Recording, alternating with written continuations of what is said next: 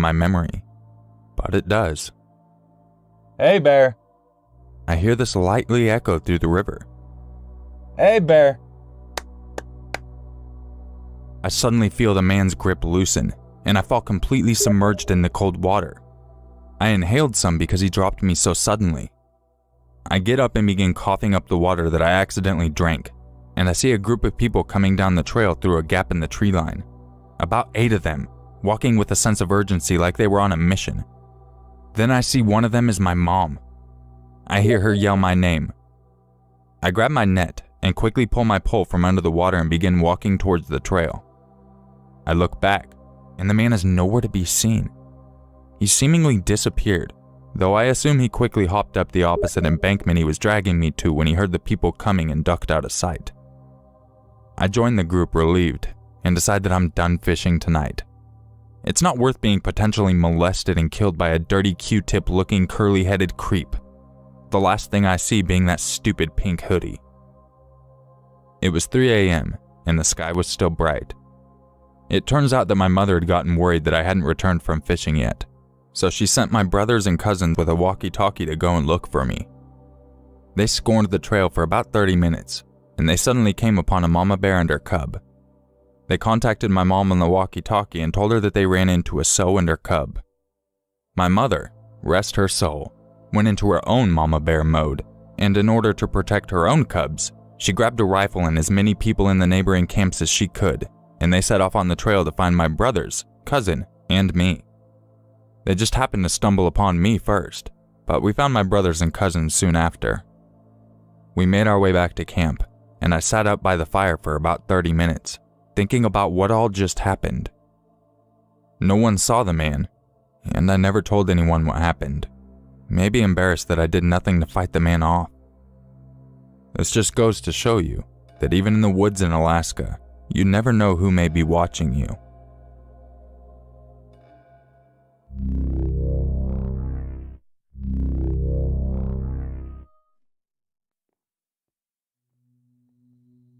My family and I have pet chickens. They live in a hutch about 50 meters away from the house. I don't mind them. They're fun and friendly. The only thing I dislike about them is having to lock them up before going to bed. You have to go out with a torch in the pitch dark and walk through a gate into a separate part of the garden. There happens to be a small shed just big enough for a lawnmower to fit in sitting on the opposite side of the fence. If you walk straight through the gate and keep going into that section of the garden, the shed would be behind you. It's like a blind spot. Because I listen to so many horror stories on YouTube, my dark mind always assumes the worst. And when I walk past the shed, I always think someone's behind me, waiting. I also have a habit of talking to myself. Like, if something's bothering me, I will talk about it loud, as if someone's listening. It may sound weird, but it's just what I do. One particular night, I was doing the usual routine of locking up the chickens. Earlier that day, I had been having some friendship drama, so I was talking to myself about it. I had just passed the shed upon my return when my dog started growling. At first I thought she was growling at me. Then I realized her eyes were directed right at me. My whole body just froze. My dog has never made a noise like this before. It sounded like boiling water in a kettle. I managed to get my stiff body to turn around, and as I did, my heart stopped fucking beating. There was a man emerging from the shed. He was tall, thin, and holding a big rock in his right hand. My body went into flight mode. I dropped the flashlight and bolted for the front door of my house. I don't know why he didn't just get me. He could have easily outrun me. In that moment, I thought I was done for.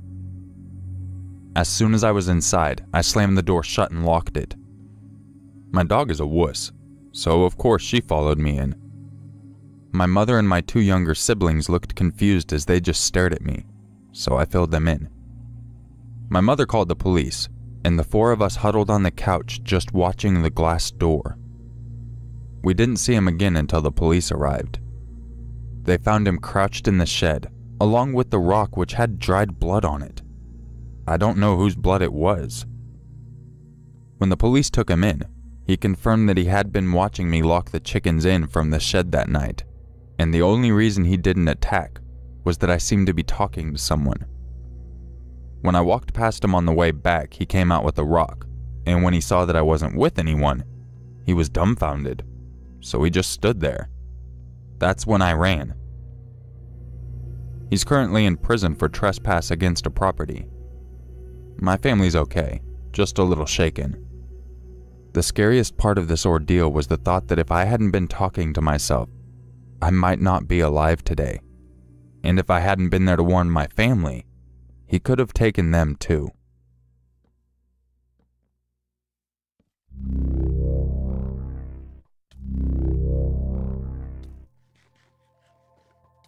I'm here to share an encounter I had yesterday while riding the tramway, I think Americans call it a trolley bus, back to my flat.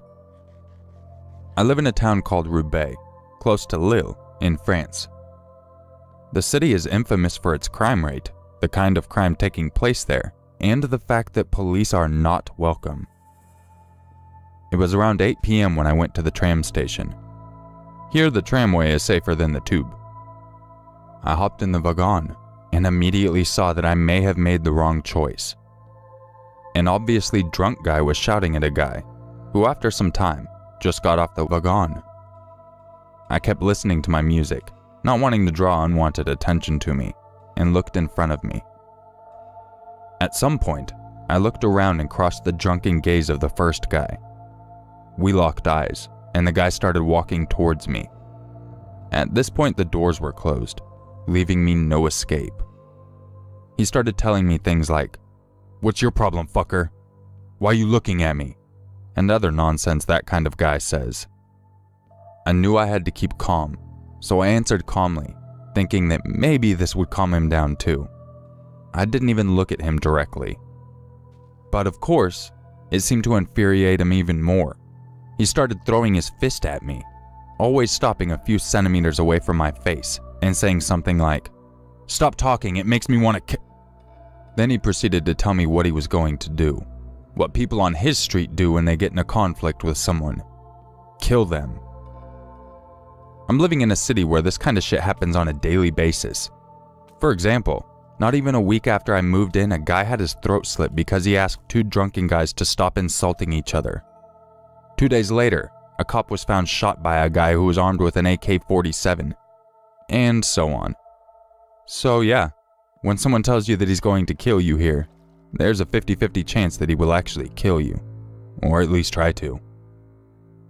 The guy kept repeating this kind of shit.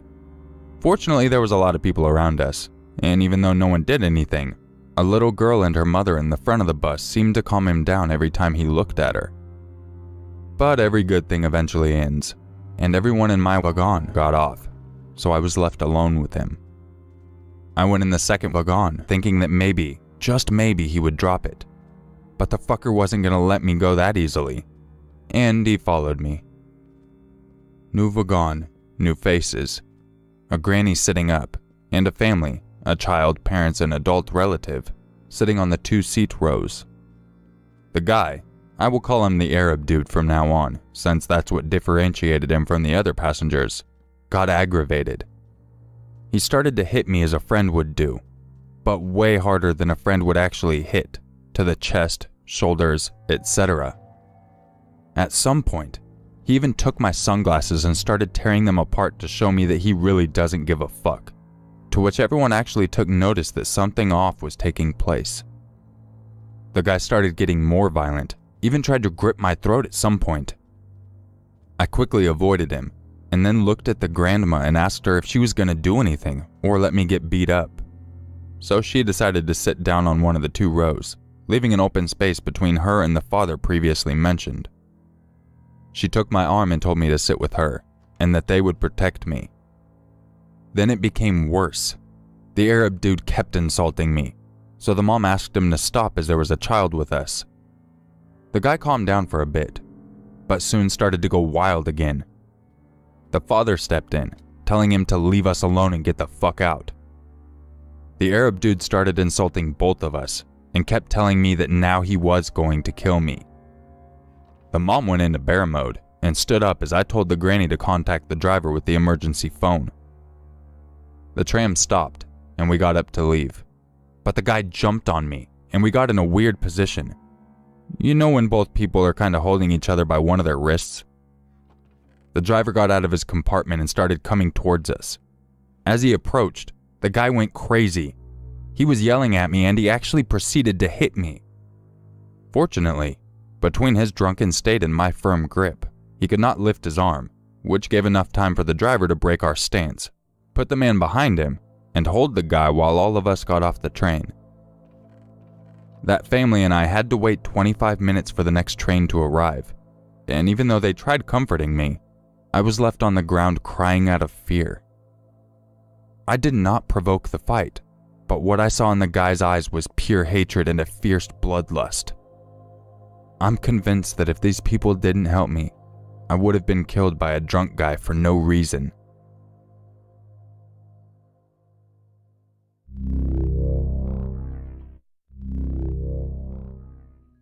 This story takes place about 2 years ago, and still gives me chills to this day.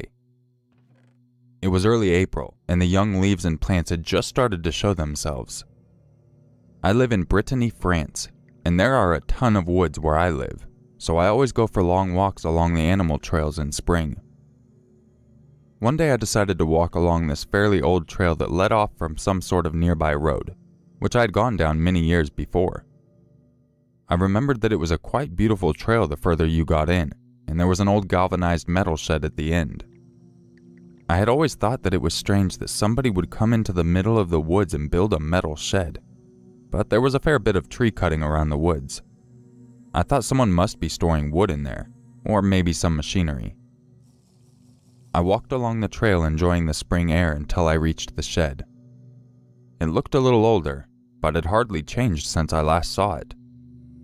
One thing I noticed was that the door was slightly ajar, so thinking that it might be a farmer or woodsman coming to check on their wood or machinery, I called out, but no one answered.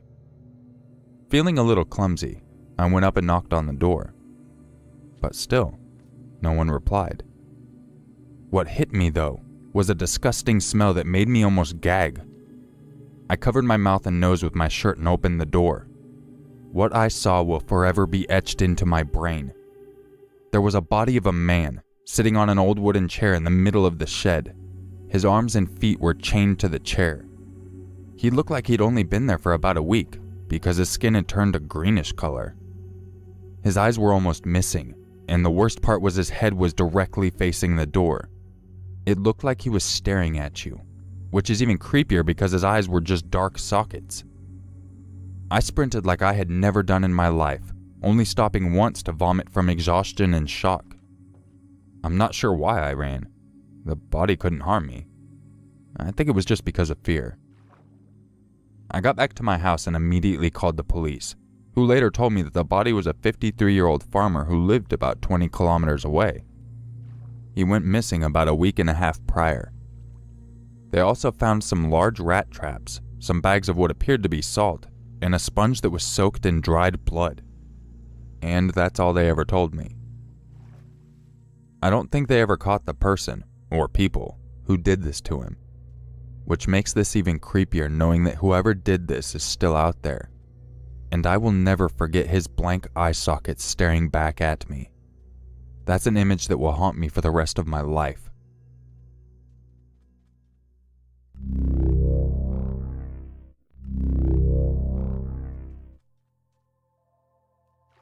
My family has been building our new house for a while now, but me being the lazy one of the family became the runner, rather than the builder. One day during about midsummer, it was reaching quite high temperatures. I decided to make some sweet tea for the boys, who were hard at work on the house while their parents were buying supplies. Normal stuff, no biggie. I make the drinks and set out with my tray to the house, calling out about the drinks being fresh and ready for them to dive into. But when I reached the house, I found no one at the main level. I called out once more, and in return I heard some shuffling come from above me on the 3rd floor, so I began to climb the ladder to give them their drinks. Suddenly, as I'm midway up the ladder, I hear the boys calling from outside. For a brief moment I froze and listened, still hearing the shuffling above me, seemingly coming my way. It took a moment, but my brain seemed to catch up on what was happening, and fight or flight kicked in. Boy, I am not a fighter. I've never ran so fast from anything in my life. All I could do was run, all the way trying to explain what happened, crashing into the house like a mad woman. By the time I explained what happened and the boys went up to investigate, they found nothing. Flash forward a year, and within this time I had moved out. My father is telling stories of the build and about closing it up for the winter to postpone the build till spring. He goes on to tell us what they had discovered upon opening the building in spring. In the attic was a bucket full of human waste. Flash forward once more. Whilst wandering around the property searching for locations to add more builds, my father stumbled upon a man living in an old rust bucket of a car on our property. The police were called, and it was taken care of. But I still shudder at the thought of stumbling upon the man in our build by myself.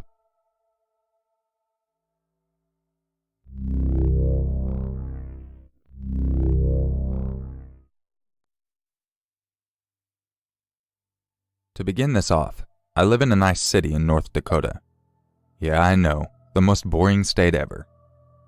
Growing up, I lived with my parents in a very nice house in a wealthy neighborhood. Around 5 years ago, when I was in 6th or 7th grade, my parents got divorced, and I mainly lived with my dad. For a couple of years, we lived in a really nice apartment, also in a wealthy neighborhood. But just around a year and a half ago, we moved into our first house. At first, I was excited, but after a month of living there, that quickly changed. It was a very small house, so I wasn't used to it, but that wouldn't have mattered to me if it weren't for the neighborhood. The neighborhood was really ghetto, and 1 block away there was even a trailer park and some community homes. I had some scary experiences there, but nothing crazy until last week. This still has me trembling, and I've gone back to staying at my mom's because of this. So here it is. I just got home from school. It was the end of the 2nd semester finals, and it was a Friday, so I was relieved to get home and rest. I actually took a 3-hour nap when I got home, and woke up at around 6 p.m. Upon waking up, I got on my Xbox and started playing and talking with some friends. Later on, at around 8 p.m., my dad told me he was going to a party to celebrate one of his friends' birthdays, so I was going to be home alone. I'm 17, so being home alone obviously isn't a problem. But living in that house the past year has turned me into the most paranoid person you've ever met. I'm always aware of my surroundings, even with my headset on, so at around 9:30 p.m., I thought I heard something upstairs. This bothered me at first, but when I saw my dog Colby wasn't lying on her bed by me, I realized she must have been upstairs as she sleeps up there a lot. So I put my headset back on and kept talking to my friends. Only 10 minutes later, I heard another noise, like a creaking noise. My stairs are old wooden stairs, and they creak like crazy. This had me worried, but then I realized again that it had to be my dog, since anything can make those stairs creak. But after that sound, I only put one of my earpieces on, and left the other one on the side of my head so I could hear better. After tuning into my games again, I was about to put my earpiece back on, when I heard the loudest bang ever. It sounded like you took a heavy-ass chair and just slammed it on the ground at the top of the stairs. This made me jump, and some of my friends even heard it. I threw down my headset and listened. I could even hear my friends screaming from my headset that was 8 feet to the right of me. I grabbed my airsoft gun, just so I had something to at least scare someone if there actually was someone in my house. It was a nice gun, with a full metal slide that made the most real gun noise when you pulled it back and released it. The gun even looked real, and even had a painted black tip. I moved very slow to the noise, and at the corner of the wall right next to the beginning of my staircase, I cocked back the metal slide out of adrenaline. This was a huge mistake. I heard some things being moved forcefully, and then steps heading towards the stairs. This had me shitting my pants. I was freaking out at the realization that there was actually some dude in my house who probably had bad intentions. I was frozen in fear. My arms were full of goosebumps, and I swear my heart had never pounded so hard. I finally clicked into gear and started to move away from the stairs, but the footsteps had stopped, so I did too. I didn't want to bring attention to me as I thought my scare tactics might have actually worked. But then the most terrifying moment of my life happened next. As I'm sitting there in silence, completely shitting myself, I heard a faint whisper of a deep-ass voice say, "Evan?" That is my fucking name. My heart dropped at this point. I couldn't believe it. This guy knows my name somehow, and he's sitting only 30 feet away from me up some stairs in my pitch-black house. I dropped my fake gun, beelined it for the front door, and picked up my phone on the way as it was in the living room. I also heard footsteps racing down the stairs, so I flung my front door open and raced outside. I never thought I'd be relieved to be in the middle of my street in the ghetto neighborhood at night. I dashed for the main road that was half a block away and didn't even look back. I saw a car at a red light and started screaming my ass off. I thought I was in the clear, but I heard footsteps following me. I did the dumbest thing of looking back, and I saw this tall guy with a black hoodie over his head. But the worst thing is, I saw his eyes clear as day. He looked angry, and we locked eyes, and in that moment I've never felt so helpless. This only made my adrenaline boost about 100%, so I ran even harder. I felt like my heart could stop beating at any moment. I finally got to the intersection, where thankfully the light hadn't changed yet, as that dash only lasted around 15 seconds. I noticed the guy in the car saw me and could tell I was in a panic. There was another person in the passenger seat as well. I made it to their door and literally face planted into the car window because after all that running my legs went numb and I collapsed. They both exited the vehicle, and when I came back to my senses, I sat up. They were wondering if I was okay, and when I caught my breath I pointed behind me to where I was being chased. But the guy was gone. He must have dipped after he saw I was going to a car. They called the police, and they had me stay in their car, as it was -22 outside with a bunch of snow, and all I had was a t-shirt and shorts on. I was even barefoot. But none of this affected me until I got into the car to realize that I was trembling from fear and coldness. The driver gave me his coat, and he stayed on the line with 911 while his girlfriend kept me company. Eventually the cops came, and even an ambulance. They gave me some blankets and started to question me. They asked me where my parents were, and I told them that my dad had left, and they gave him a call. I could hear my dad yelling into the phone. They then asked what happened, and I told them everything. And that brings me to now, where I'm still terrified to live at my mom's even though it's in a nice protected house in a nice neighborhood. I missed a lot of school because of this, and yesterday was my first day back. My friends all came up to me and surrounded me. I realized they had listened to the whole thing happen from my headset, which I had left on the couch. I told them what happened, and I could see their eyes light up as I told them the details. I'm hoping to return to normal soon, because this has me fucked up.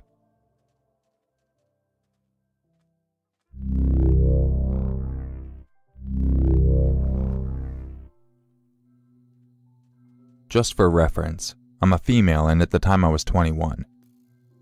During my third year of college, I thought that it was time that I finally lived semi-independently. I say semi because I still needed help with rent. Naturally, I began asking around. I refused to go to Craigslist because I was scared of creeps. How ironic. One night, my friend texted me, telling me that 2 of her friends were in need of a roommate. I was getting desperate, so I agreed to check out the place.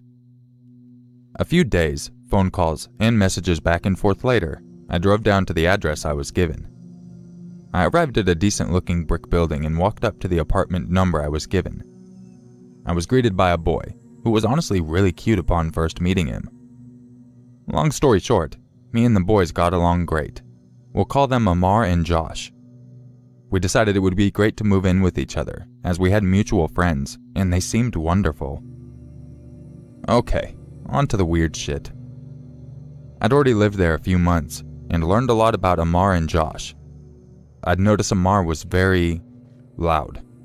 I'd prefer not to be too crude, but the walls are paper thin, and I'd rather be asleep than hear moaning at 2 in the morning.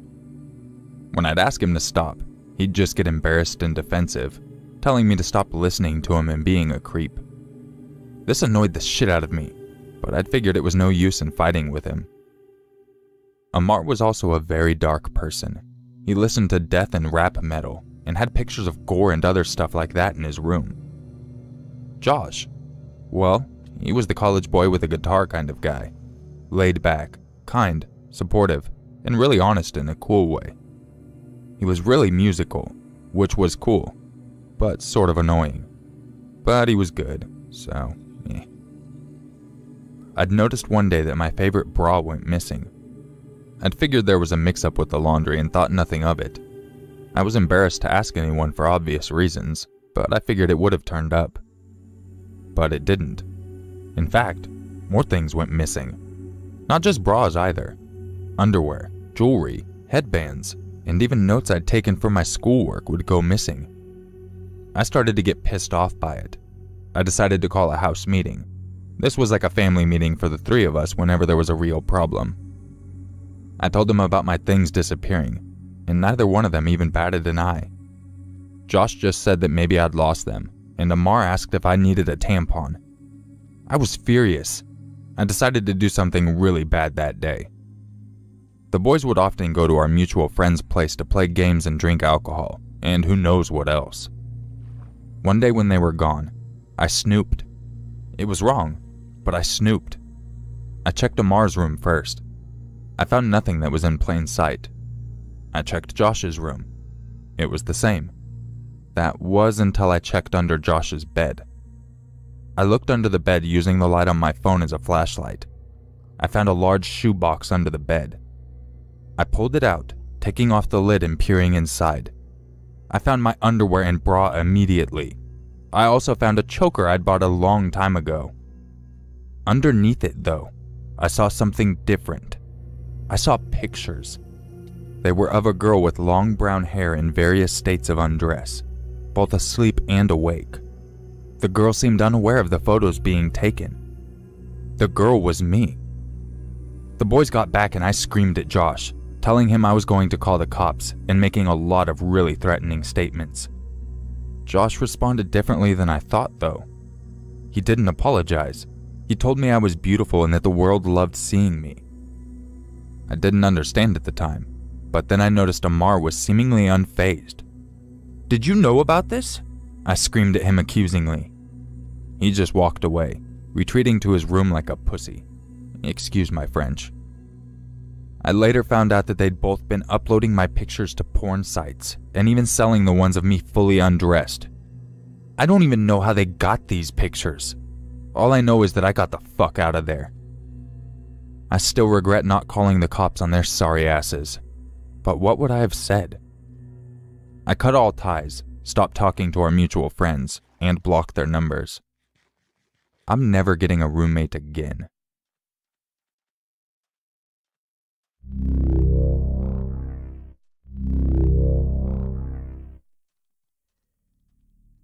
I used to live in a house in the middle of nowhere, and it takes a while for cops to show up.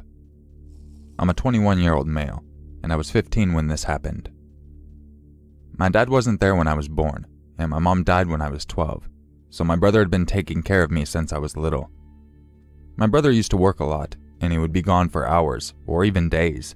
So anytime I got to see my brother, we would play jokes on each other by scaring the crap out of each other. It was really dumb, but we loved it. I was hanging out with my girlfriend at my house, and you know what teenagers do when nobody was around. We cuddle and make out while watching TV. Around 4 or 5:30, my girlfriend left, and I had the whole house to myself. Not even 30 minutes after my girlfriend left, I fell asleep, and I wake up around 2 in the morning. I decide to turn off the TV, go to my room, and fall back asleep. As I was turning off the TV, I saw the lights turn on that were motion detected. I thought it was my brother coming home, so I unlocked the door and started heading upstairs. In the middle of me going upstairs, I decided to go to my brother's room and hide in his closet to jump out and scare him when he comes in. As I'm in the closet, I hear the front door opening, and I can hear things falling over, so I thought my brother was drunk or high. But I didn't care. It would be better to scare him if he's drunk anyways. I can hear him walking around downstairs. He was going into the kitchen and opening drawers and cabinets.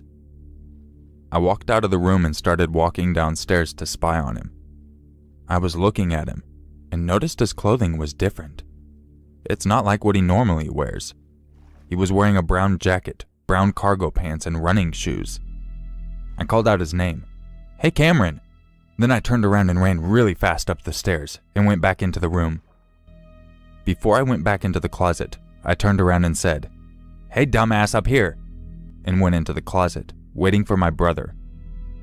I hear him walking up the stairs really slow, like he was trying to scare me. I can hear him walking to the door and just stop in front of it. About 2 minutes later, I can hear the door opening, and I can hear him step inside the room. I open the closet and jump out. I was about to yell and scare him, but to my horror, there was a man that looked to me in his 40s looking at me. He looked like he had been in a nasty fight. He had an all-white beard, a bald top, and white hair on the sides of his head.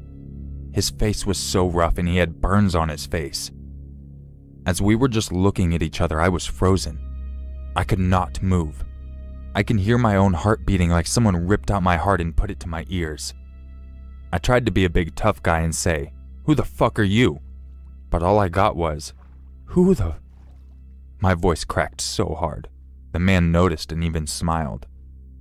As he was stepping closer to me, I was trying to move, but I still couldn't.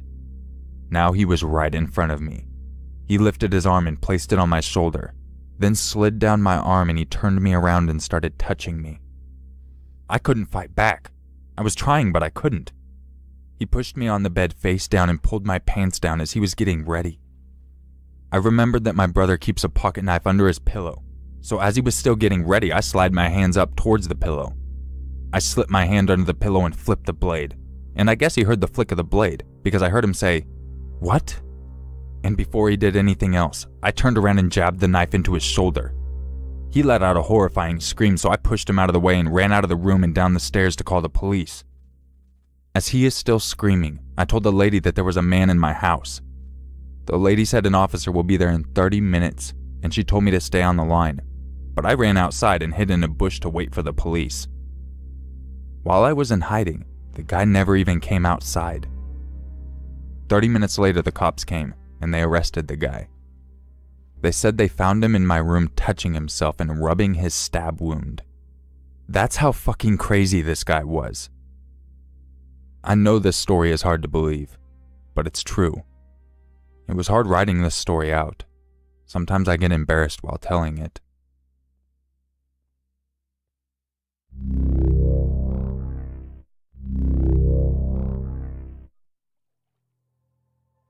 I'm a 27-year-old female, and this happened when I was 24. I live in Los Angeles, and have for my entire life. I was feeling lonely, so I decided to go on Craigslist to try to find someone to hang out with. I know I'm dumb. Not necessarily a date, but just someone to chill with. If it led somewhere. I'm a 27-year-old female, and this happened when I was 24. I live in Los Angeles, and have for my entire life. I was feeling lonely, so I decided to go on Craigslist to try to find someone to hang out with. I know I'm dumb. Not necessarily a date, but just someone to chill with. If it led somewhere, then so be it. That was my thinking. This story is from my grandmother, who is the eldest of 5 children. During the Great Depression in the 1930s, her family lived in a small farming town hit hard by the Great Dust Bowl before they moved to the West Coast. The farms were big flatlands with patches of forest.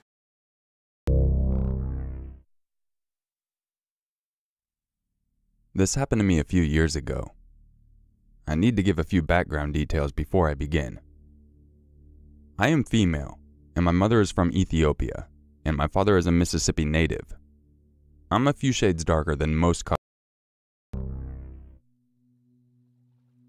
This happened a few years ago, when I was 19. My sister and I are very close, so we basically do everything together, and we were chilling at a friend's house for a few hours one winter night. It was around 10 p.m. when we decided to leave because we had to walk home. It was only a 20-minute walk, but I'm naturally a cautious person, so I didn't like to walk around in the dark when it's late. We headed on our way, and everything seemed normal. We were just talking about the usual things girls talk about when we got to a quieter part of town, which was just a very long road with a swimming pool to the left of us, which was closed at the time. and a field to our right, which led to some houses that weren't finished being built yet. As we were walking, we noticed a white van slowly driving beside us, and two guys who looked to be in their late 30s staring out at us. We were creeped out. My sister said, "What the fuck are they staring at us for?" in a nervous voice, but I just told her to keep walking. As the van passed, I felt relieved, until I saw the van turn into the swimming pool car park and turn around and head back in our direction. We froze in shock as we watched the van, trying to figure out what the guys were doing.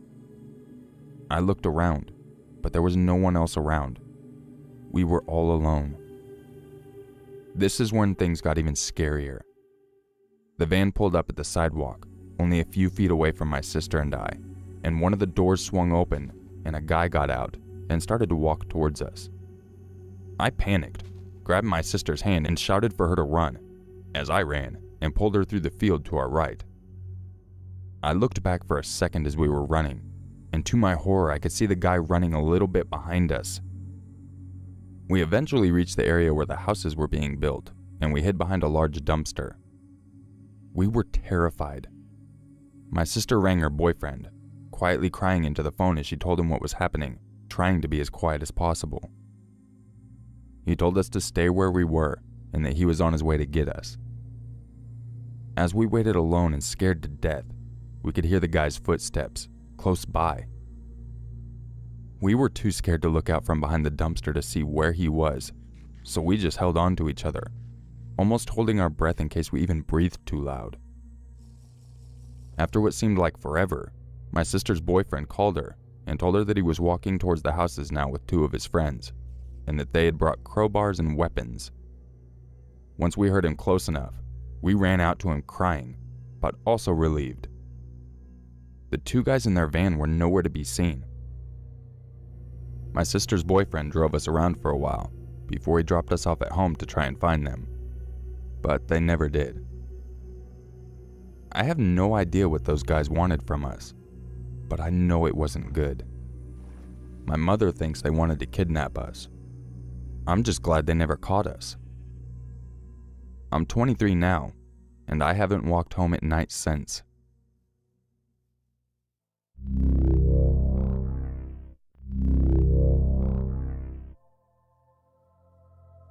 I'm a 24-year-old guy, and this happened to me about 6 months ago. I live in a rather large apartment complex, one that is very open and social. People are always outside, waving to each other, having drinks and a barbecue, stuff like that. It's quite a safe place, with people looking out for each other all the time, and if anything happens, everyone is usually in the know. I live at the higher part of the building, very close to the roof. In fact, there's a door near my place next to some stairs leading up to it, so it isn't that hard to get up there. I've personally only been up there once before, and after this, I don't plan on going up there alone. It was about 8 at night, and I was on my computer checking my email, as well as just relaxing and browsing different sites. At that moment, my internet decides to up and shit itself. This is pretty common, as I use my building's Wi-Fi, and it does this at certain points.